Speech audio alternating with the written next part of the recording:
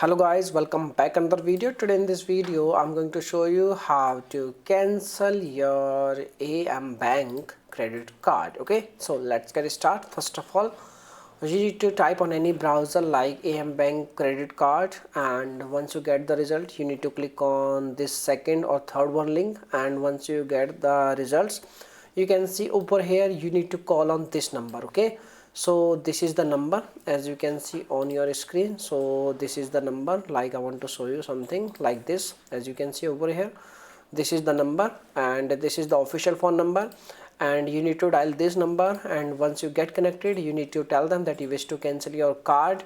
And if you have any kind of debit card or credit card, then in that case you need to call only on using this number. Okay, so this number is common for your credit card and debit card. You need to tell them that you wish to cancel your card, and the reason you can tell them, any reason you can tell. The reason should be like genuine, and you can see over here there is a also you can say all numbers are related to this number, are all official phone numbers. You can see this is the number, this number is also related to this official number, and this is the only method by which you can cancel your account.